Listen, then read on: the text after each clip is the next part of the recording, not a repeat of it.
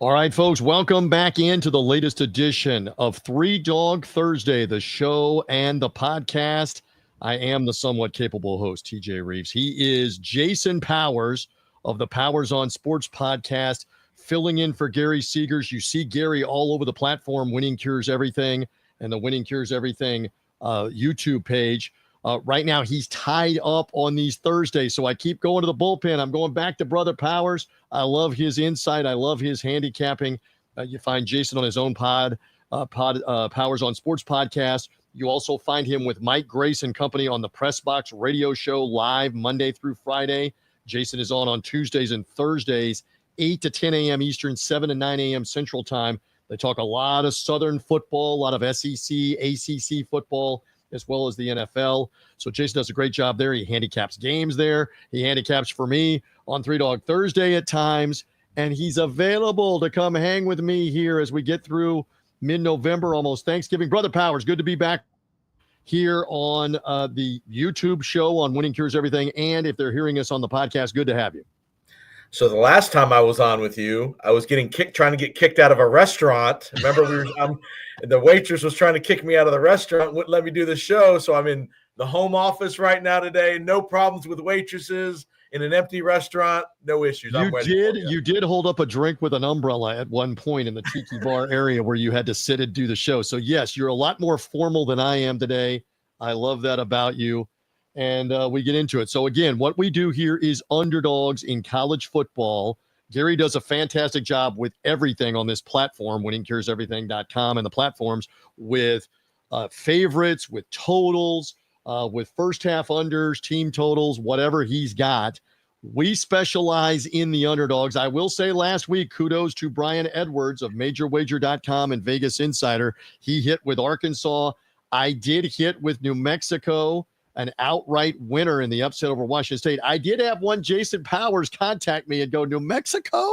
And I said, yeah, I'm liking the Lobos. How about a 10.5-point doggy outright winner for Bronco Mendenhall's team? Didn't even know he was there. We do gather one in every now and then on Three Dog Thursday, so we're looking to build on that again this week. Again, hit the like button if you're watching us here as we're live on the Winning Cures Everything platform.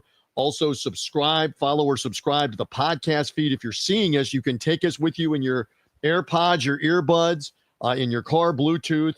Three Dog Thursday is a podcast. Take us in podcast form, wherever you get podcasts, Apple, Spreaker, Spotify, any of those. We love it. All right, 3 underdogs from each one of us. We don't have any overlap this week. Brian and I had I believe one overlap last week, and it was Houston, who was a disaster against Arizona on Friday night. We've eradicated that from our memory banks. So you and I do not have any overlap, Jason Powers. Where do you want to begin? You get first dibs on an underdog. What do you like and why? Well, I'm going to the big game. Big Fox, big 12 o'clock, Big Fox. Columbus, Ohio, the game of the week. Everybody wants to know, is Indiana for real? If Indiana loses, by how many can they lose by and still be in the playoff hunt? Ohio State, this is a statement game for them as well. They need to establish themselves as a legit 1 or 2 top 3 in the country. They still have a chance to win the Big Ten and potentially be the number 1 overall seed with a potential Big Ten championship matchup with Oregon. Sure.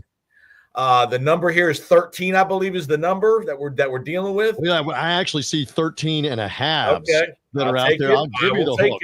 Yep. I'll give you the hook on a Thursday afternoon on Three Dog Thursday. Why not?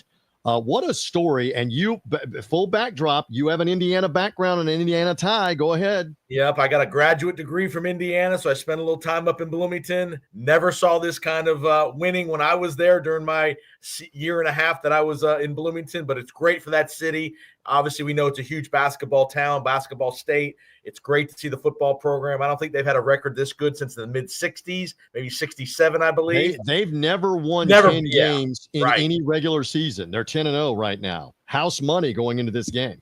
They're 8-2 against the number this year, which is a great number. I mean, 10-0. They've got Curtis Rourke. They got a really good quarterback, 2,400 yards, 21 touchdowns. They got a balanced attack. Justice Ellison, the running back, almost 700 yards, 9 touchdowns. Got a good receiver, Elijah Surratt. They kick the ball well. Haven't missed a field goal all year. So, again, game like this could be closer. Weather's going to be an issue in Columbus from what I've heard. Rain, some sleet. So you could have some wintry conditions up in Columbus, which is going to make it harder to move the ball. I just think 13.5 here is too many points. I know everybody thinks Ohio State's the better team, and they might win the game, but I just have a feeling this game's going to be closer than people think. Here's another thing to think about. If you're Kurt Cignetti in your late third quarter, early fourth quarter, let's say you're down 10 points. Do you play to the clock a little bit, slow the game down, try to lose by 10 or 14, as opposed to going for it and maybe get blown out by 24? Because a 10 or 14-point loss to the committee is going to look better than a 24-point loss. So that's a good point. You play the reverse side of things. If you're down in the fourth quarter, slow the pace down, get out of there with a loss, but you don't get blown out. I just think 13.5 is too many. I like the Hoosiers. And again, Big Ten more than likely going to get 3, probably a good possibility they're going to get 4 teams in the playoffs. So out of the combination of Oregon, Ohio State, Indiana, we're about to talk about Penn State as well. Are there enough chairs in the musical chairs here for this? It is the big noon kickoff game. So Fox's pregame show is there, and College Game Day is there as well, both in Columbus for this matchup with Indiana and Ohio State. Jason says underdog number 1, the Hoosiers, here on Saturday early. I'm going to stick with the Big Ten. A little later in the afternoon, the CBS national game is Penn State and Minnesota. This jumped off the page at me right away. What do I know? But I thought this would be like Penn State by a touchdown. And I'm seeing all week 11, 12. Right now on 3 Dog Thursday, it's 11.5. A lot of places for the Gophers for this year. Minnesota, row the boat, TJ Rives. With TJ Fleck. They already have a win over USC earlier this year. Minnesota, again, narrowly lost at Michigan, controversially, and now the Big Ten came out and changed the onside kick rule in the middle of the year after the Gophers got jobbed at Ann Arbor. I'm liking their recent success was good all the way up until the loss to Rutgers and PJ Fleck's mentor, the name that we don't mention, that's the Rutgers coach. Before that, he had won 4 games in a row. I like them. I mean, ATS, they're 7-2-1 this year. Only 1 loss by a touchdown or more. That was to Iowa back earlier in the year. I just think it's too many points. I know Penn State's good here on this. But I don't know that they're good enough to cover the 11.5 on the road. Jason, a quick thought from you about Penn State, Minnesota, while we stay in the Big Ten for a moment. They were my 4th pick on the list. So if they were number 4 on the list of debates, and I'm with you. I think on the road in Minneapolis, I think that's an outdoor stadium. So the weather probably will be an issue as well. In the Midwest, cold, nasty. And, again, I think Minnesota, they always find a way. Fleck is a good coach. They never had great talent, but he tends to get the most out of their talent. So I like where you're going there. I'm looking for my game time AccuForecast temperature somewhere around 36 degrees, to your point, in Minneapolis in the outdoor stadium. Jim Cantore. I don't know if he's going to be there or not. Let's see if Minnesota is there again. Penn State lurking as well for the college football playoff. And I will take Minnesota and the 11.5 here. So we'll take the Gophers 2 Big Ten games to start us off on 3 Dog Thursday. All right, we rock along with Jason Powers, TJ Rives with you. Again, we're live on the Winning Cures Everything platform. You see Gary all over the platform with doing his different updates. He just could not be with me live again here in the time frame where we're doing this on Thursday afternoons. I love the consistency of this audience. We cohabitate here. We love it. And we're just looking at underdogs in college football this weekend. My friend, give me a second underdog and why. Not on purpose, but I'm going to a place that I also have a college degree from. The great state of Alabama. We're going to Birmingham. We're going to UAB and Rice. This lane just stinks to me. Rice is 3-7, UAB 2-8. Rice interim coach, because apparently all the college teams are firing. All the coaches that represent Owls are getting fired. That's correct. We have Rice, we have Florida Atlantic, we have Temple, and Kennesaw State. The 4 Owls all fired their coach. So Rice with a fired coach a couple of weeks ago, at Trent Dilfer and UAB. And Dilfer's UAB team, they've gotten rolled a couple of times, but have they not been better a little bit recently? They have been better a little bit. They've been better at home. Their two wins are at home. Rice is 0-5 on the road. This line just stinks to me. How is Rice 3-7? I know UAB is not very good. How are they a 6.5-point favorite on the road? I know there won't be a big crowd at Protective Life in Birmingham. I know Dilfer's struggling. I will say they seem to have found a quarterback. The son of John Kitna, Jalen Kitna, the former Florida Gator, is now the quarterback there. He's been playing fairly well the last 3 or 4 weeks. I just think 6.5 is too many. They remember this UAB team 2 weeks ago was up 20-3 on UConn and didn't cover 7 at home. They get beat by 8 at home after they're up 20-3 in the third quarter. I don't think Rice is as good as UConn. I like UAB here, 6.5. Keep it close. I think they could win the game outright. Just too many points for me. I don't see how Rice is a 6.5-point favorite on the road. And again, Memphis blasted UAB in their last game, but you mentioned the UConn game was fairly close. They put 59 on Tulsa. Will Kitna have the big game? This is 2 Eastern, 1 Birmingham time, 1 Central time. Correct. On ESPN Plus for Saturday afternoon. You will take the UAB Blazers of Trent Dilfer in the American Conference matchup. All right, I'll continue with another underdog in a moment. First, you see on our screen, but if you're only hearing us, let me tell you about TicketSmarter, the TicketSmarter mobile app.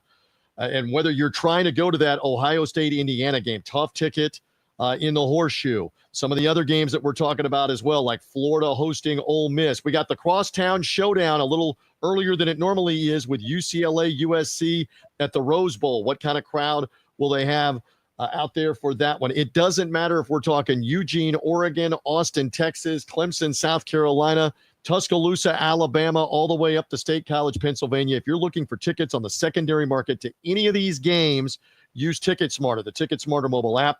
Best prices on the secondary market. Your purchase is safe and secure, and a promo code, in this case, off of Gary's platform. Use WCE10 for $10 off an order of $100 or more. You're not going to get, I keep saying this, into these better games, these huge top 25 matchups that we're seeing, like Indiana, Ohio State, for example. Auburn A&M. Auburn and A&M. We're going to talk about Kansas at Arrowhead against Colorado coming up. You're not getting in for under $100 with the better seats. Use the promo code WCE10. And Jason Powers and audience, if you spend $300 or more, use the promo code WCE20 and take $20 off the order for all of these different games. Alabama at Oklahoma, for example. The Army Notre Dame game that we're going to talk about is at Yankee Stadium in the Bronx. What a battle that's going to be. We'll touch on that. Again, TicketSmarter mobile app, promo codes WCE10 or WCE20 as it applies for $300 or more orders. Get in the game. Think smarter with TicketSmarter. All right. Real quick. I might actually have an opportunity. I'm going to be in Los Angeles Saturday. I might have an opportunity for USC UCLA Saturday night. Are you going to sneak to Pasadena for a little late night crosstown showdown? Use the TicketSmarter mobile app if you need to, my friend, and get into the game. And this is good, by the way, for the NFL. I know the NBA has started up, college basketball, concerts. Use the promo codes WCE10 or WCE20 for TicketSmarter. And think smarter with TicketSmarter. All right, so I mentioned Kansas and Colorado. This matchup at the Chiefs Stadium, what is now GEHA Field at Arrowhead Stadium.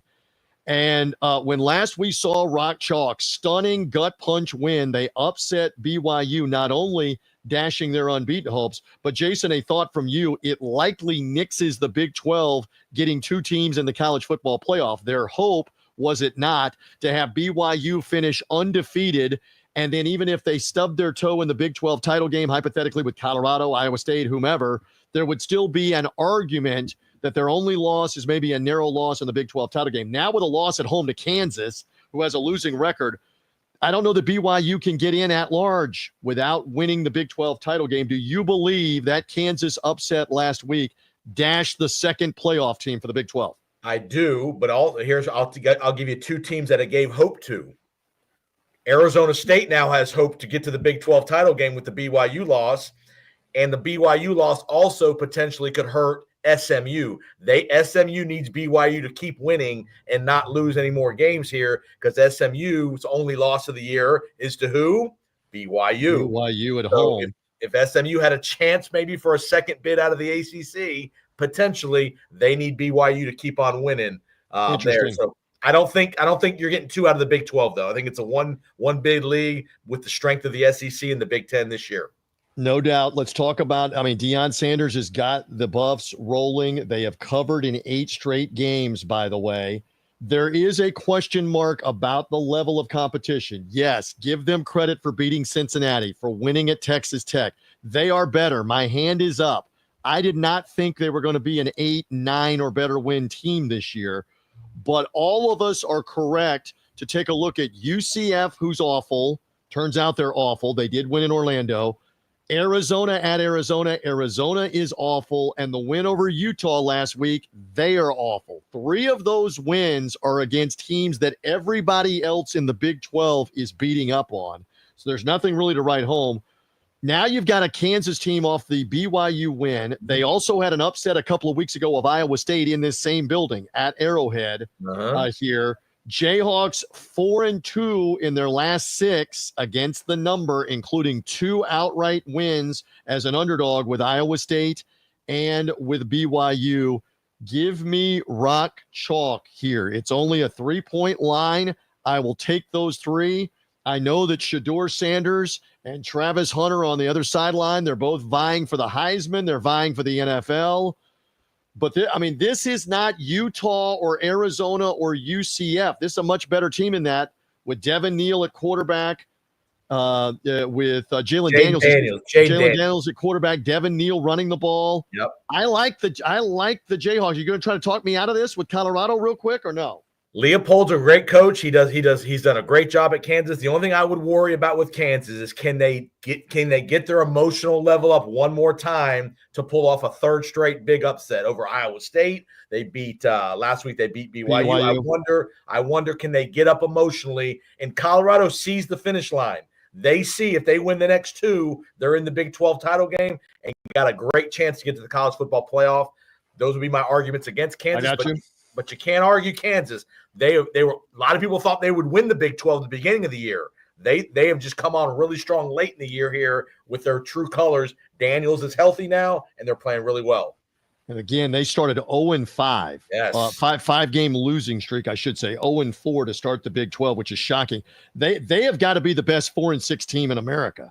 I would say at this stage with the wins over Iowa State and BYU. I believe it continues. This is the Fox Saturday afternoon game after the big noon Indiana-Ohio State game.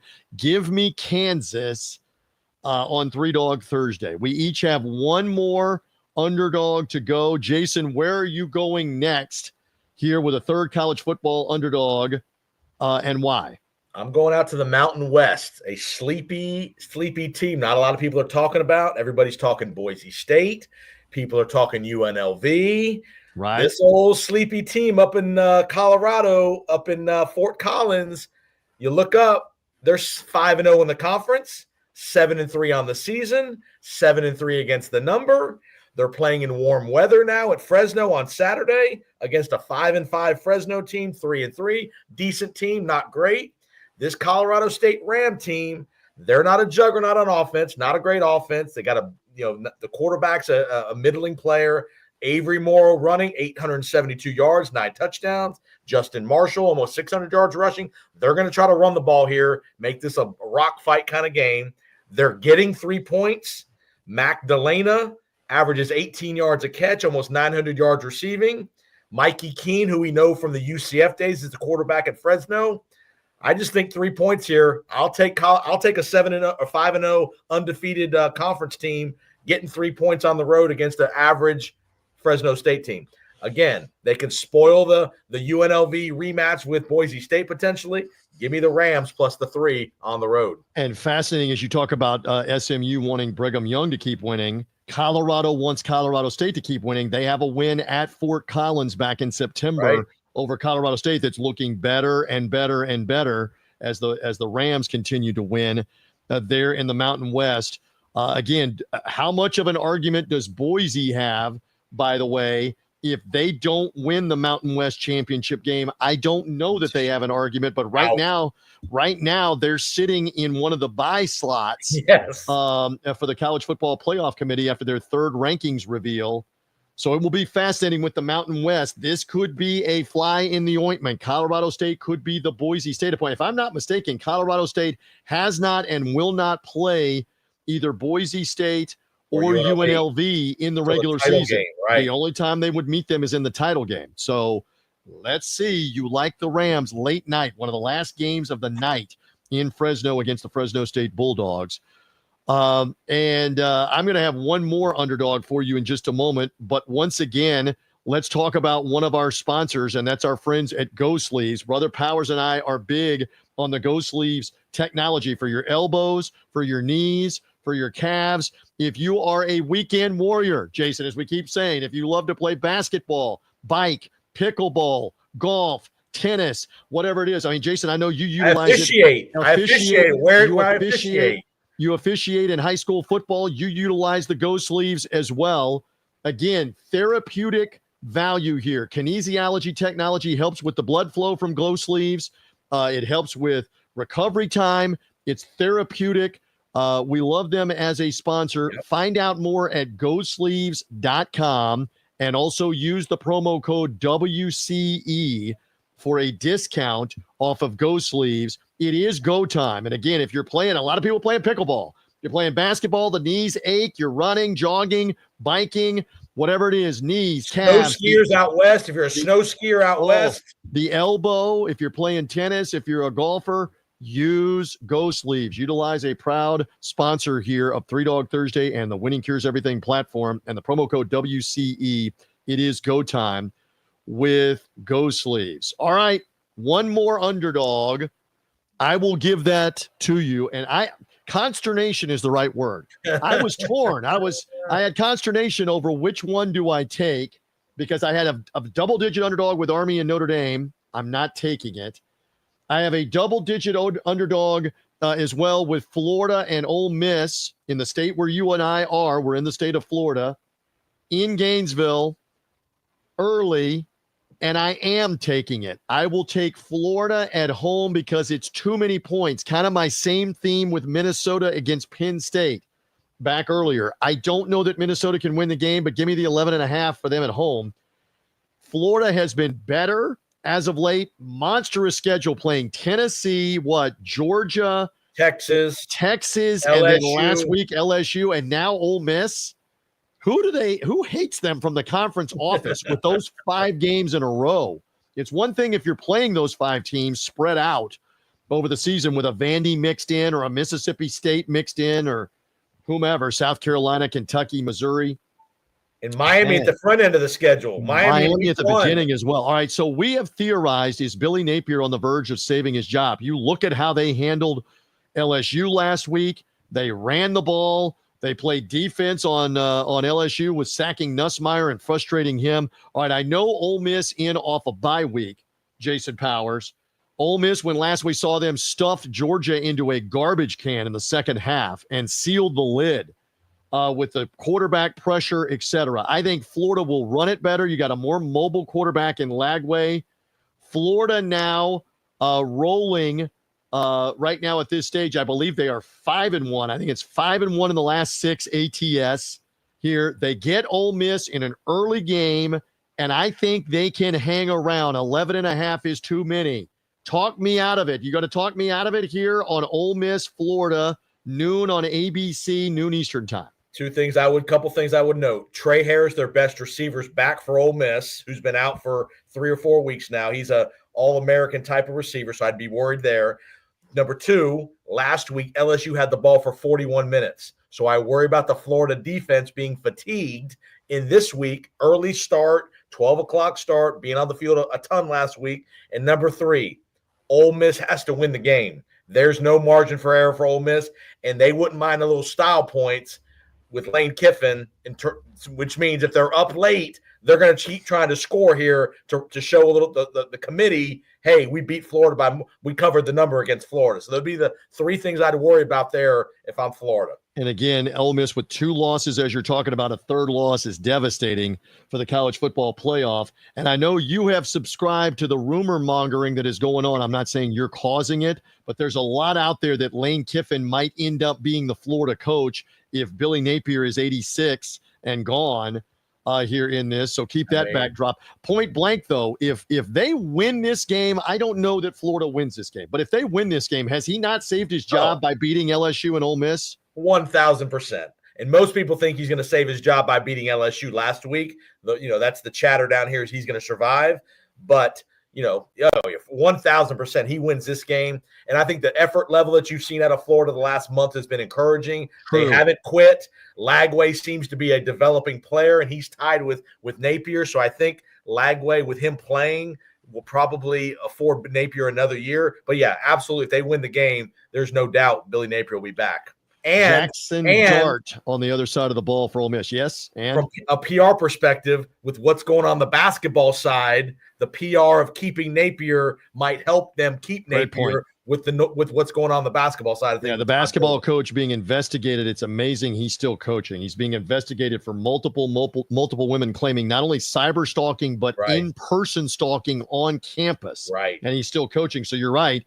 The PR of that. Certainly for Scott Strickland, the athletic director, it is going to be 2 bits, 4 bits, 6 bits. Let's go Gators here to go get a win over Ole Miss and quell some of that. Let's see if they can early on ABC. That is my third underdog.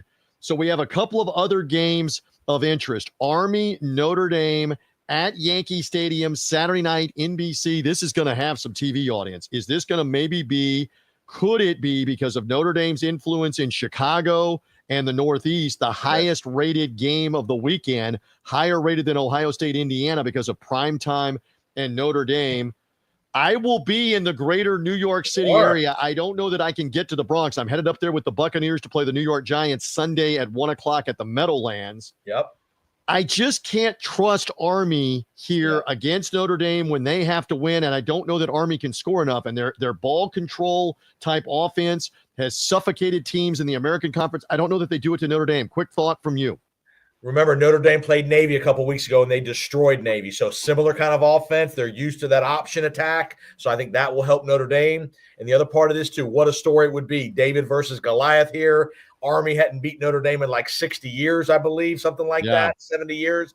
And what a story. If Army beats Notre Dame, Tulane, and Navy, they're in the playoff. Oh, hey, I think right now you have to take a strong look. If they beat Notre Dame and they beat Tulane in the American Conference Championship game, I don't know that a Navy loss keeps them out of the playoff. I don't know. It would be a great debate. It would be a great argument. If they have won the American Conference for an unbeaten season, beating Notre Dame in the process of doing it, and then beating an unbeaten in the conference Tulane team at the very end. Bye-bye, Boise. Bye-bye, Boise. Yeah, may very well be, but you got to get there first. The one thing Navy did is they turned the ball over 6 times in that game, 3 times right away.